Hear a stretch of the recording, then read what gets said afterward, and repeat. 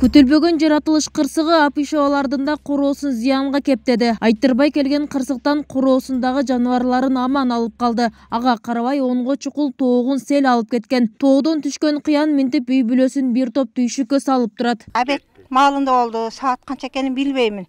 Үйдө отурганбыз, калдыр шалдыр болуп, ага чейин жамгыр токтоп жаап атты. Анан мындай болот деп ойлогон жокпуз. Бир маалда эле төктү, бир 5-10 мүнөттөй төктү да. Добул болду, анан катык жамгыр болду. Биринчи алдымда азыраак суу келди.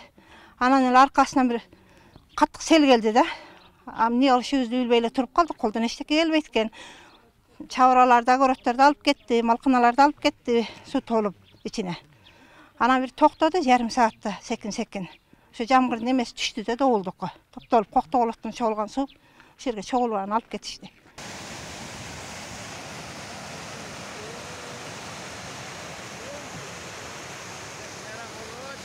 Сел ташкыны Сузак районунда 2 айыл аймакты каптады. Анда 19 кожолуктун короосуна зыян келген. Катуу жааган жаадан кооптонгон айрым жашоочулар башка аймакка барып турууга аргасыз болуптур. Ошондой эле алардан эч ким кабар албаганын айтып нааразы. Анткени 73 жаштагы эне сел калдыктарын тазалоого, жардамчыларга муктаж болуп турат. Үйгө кире турган болуп, менен раса толуп калды. Анан мен бакырдым, кыйкырдым. Ой, ону жакта адамдар келгиле, үйгө кирип кетет деп корктум да. Анан десем эч ким укпайт экен. Баш шарылдап атат, агып атат. Анан коркуп, анан кечке маал анан жата албай, о, кызым кына кетип калдым анан. Бар да айыл башчыбыз бар да.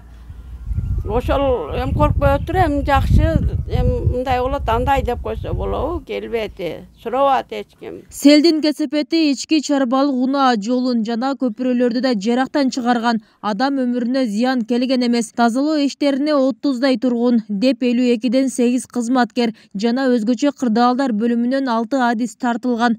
Бунун кесепети ошол жолдогу деп 52нин балансында турган жолдогу куурлардын да селдин калдыктарынан толуп калганын эсебинен баягы куурдан өтө албай ашып, анан ошонун зыянын короо жайларды каптап кетти да. Азыркы учурда мына өзүңүздөр көргөндөй баягы үйлөрдүн немелерин көрүп атасыздар, эшик алдыларын. Көпчүлүк жерлерде баягы эшигин алдындагы деле сел агып чыгып кетүүчү огородторундагы эмелер жок, арыктар. Ошонун эсебинен дагы көпчүлүк үйлөр жабыркап калды да.